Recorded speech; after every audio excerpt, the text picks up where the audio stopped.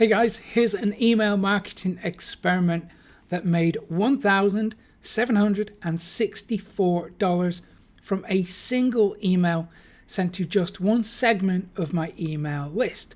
Now, what I'm going to show you today works great for selling your own products, your services. It works great for bloggers, and it also works really well for affiliate marketers too. So this is a test campaign and I'm pleased with the results that I've got. So I'm going to scale it up, which I'll talk about more in a few minutes, and I'll tell you exactly how I'm going to do that. Now, this is an email campaign that anyone can do, but it does take a little bit of planning in advance. So let me show you the figures so you can see for yourself how this works and decide if this is the right approach for your business.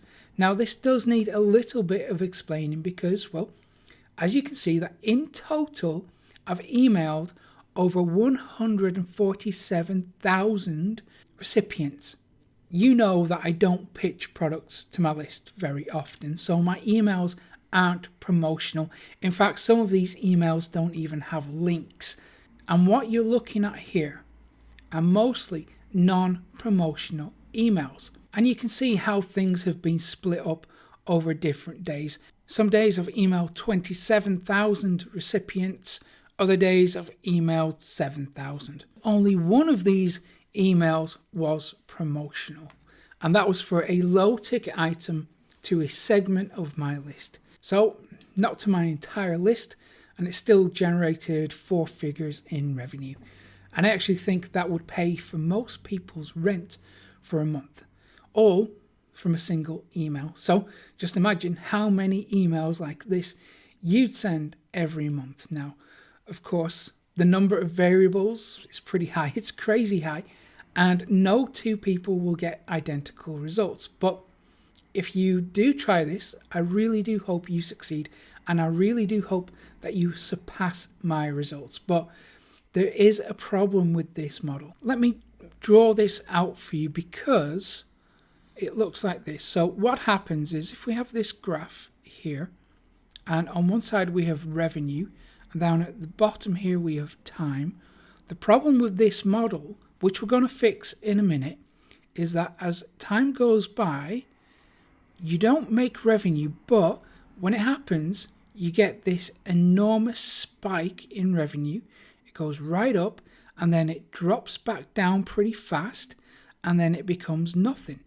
And then later on in the year, what happens is you get this second spike like that, and again it falls down and tails off into nothing. So that's a bad thing for your business. Okay, all this immediate revenue is fantastic on the surface, but really revenue spikes aren't really a good thing for us because they're unpredictable when we really need to generate consistent and reliable revenue. So I'll explain more about how to do that in a minute. Okay, so we know that email marketing is powerful. It works fantastic. And in a minute, I'll give you the 3-step strategy that I personally use to get results like this. But I wasn't always a convert with email marketing. You see, once upon a time, I thought that email list building was a complete waste of time because I tried it once for about 2 weeks in 2004 and nothing happened. So I thought it was some kind of guru scam. And it really wasn't until I met a chap called Mike Herbert that I started to see the power of email marketing. Now, Mike was absolutely crushing it online, and he is one of my biggest inspirations. And he was making most of his sales through, you guessed it, email marketing. Now, at the time, I did have a very high traffic website, and that was getting around 4 million hits a month. But I didn't really know how to monetize it properly. The fact is, I was making 100% of my income from AdSense.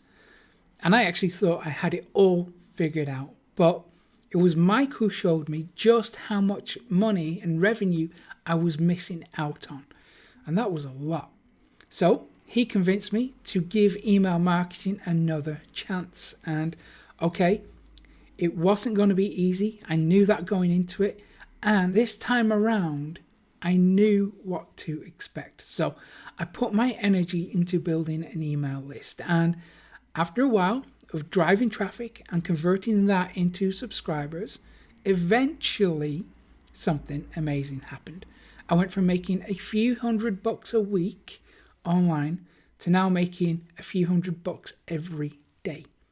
It felt like I'd won the lottery. You can imagine what it feels like when you wake up every morning and as soon as you pick up your phone, you see that your entire day has already been paid for. Now that's the power of email marketing. And okay, it's easy to get carried away with the possibilities, but even though the rewards can be absolutely amazing, it does take a lot of work and it doesn't happen overnight. And you really have to spend time treating your list really well. Okay, so with that in mind, here's the strategy. Now, there are 3 stages to a successful email marketing campaign. Let me draw this out for you because this is important. So, the first stage is called the alert stage. And then secondly, we have the open stage. And then thirdly, can you guess what comes after open? It's close. Okay, so I'll explain what each of these stages is all about, because the first stage, the alert stage, is all about priming your email list. It's about getting people pumped up and ready to buy. Now, to make this happen, we need to have a kind of plan in advance. So we plan the promotional emails at least a week in advance. The longer, the better. And this is really called a pre-launch campaign. It's designed to help you create desire for the product way in advance of the launch. Because when it comes to time to promote, if people are feeling enthusiastic and they already have made up their mind that they're going to buy, then you don't really have to sell as hard. And I've found it's best to start dropping hints that something is coming around 2 weeks beforehand. So you really do have to plan in advance. Now, one of the most effective ways to create desire is to talk about the results that the product will give. Now, you don't actually have to mention the product explicitly. You can hint around to it, but a good way to create desire is to talk about the end results. A good way to do that is to use case studies. And as part of the pre-launch stage, another pretty good idea, a coming soon page. So you just add an opt-in form on there and then you subscribe people to a waiting list. Now, this is going to be a separate email list, and you can also use the waiting list as a kind of way to gauge interest in the product. So you look at how many people have subscribed to that opt-in, to the waiting list. That'll tell you if there's enough demand or enough interest in the product.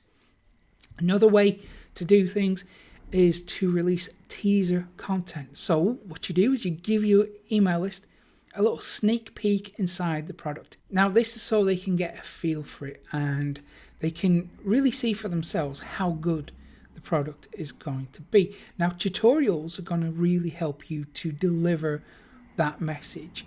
And one more type of content to email to your list is the problem solution content. So this is where you highlight objections, the things that might prevent people from buying the product. And you focus on those obstacles and you provide the solutions to help people overcome those. So you're effectively removing the objections. And I'm convinced that handling objections properly will be responsible for a decent percentage of your sales. Now, what is more, if you combine these strategies with a launch date and add a countdown to the launch, now you're giving your email list a reason to feel excited, and it helps you to build anticipation and create a feeling that this is a special event that's going to happen and they are part of it. Okay, so now your email list should be primed and they should be ready to buy. So we can move into the second stage, open stage. Now this is really straightforward because on launch day, you have to do a few things. All you have to do is go through all your sales copy again, check your funnel works properly, and clear your schedule. You really do want to book time off away from everything else for this period because people will have questions for you, and that's a very good thing. It's actually a sign of interest, and you do need to make time to answer those emails. So now you send the promotional email. You just list out the benefits of the product and then you link to the sales page. Now this email doesn't have to be overtly salesy because you've already done a lot of the selling in advance. In the first stage, you've actually primed people to buy already. Now you can continue the open cart stage really for as many days as you like and email as often as you want. But the more you email, the more people will unsubscribe from your list. And that's actually a good thing. If people who are not interested in buying anything from you opt out, then it improves your core metrics. So expect around 0.1% to around 0.2% of people to unsubscribe from your list. And during this stage, you can actually also tease the next stage, which is going to be the close stage. This is where we're going to tell your email list that the offer is going to be removed. Now we do this to create a sense of urgency. It motivates people who are still on the fence, and it taps into FOMO, the fear of missing out. So when you do this, you'll receive another wave in sales during this phase. And again, you can use a countdown sequence to really hammer it home that the offer is actually going to be removed. But do you have to completely remove the sales page? Absolutely not. And if you're promoting affiliate offers, then you probably don't have any control over that anyway. So if that sounds like you, if you're doing affiliate marketing, or you just don't want to completely remove the offer entirely, you do have a couple of options. So what you could do is offer a special bonus to fast action takers and then remove those bonuses after the deadline. Now, what if you're not sure about what to sell in the first place? Well, we can really refine things a little bit more and gather some useful data. So before you make your product, or even before you look at offers to promote, you can just ask your email list what they want. It really is that simple. So run a survey and then just go with the winner. If you have a look at what I do with Profit CoPilot, you'll see I run surveys quite a lot. And the great thing about this strategy is it can be automated. So that means that every person who subscribes to your email list will have the exact same experience, regardless of when they joined. So we turn these spikes into a relatively flat, stable line of predictable, consistent revenue. So the results that you saw at the beginning was actually a test for a new funnel, and that's how I test my funnels out. And it's also how I intend to scale up. So what I'm going to do is automate the campaign. I'm going to build funnel pages and start driving traffic.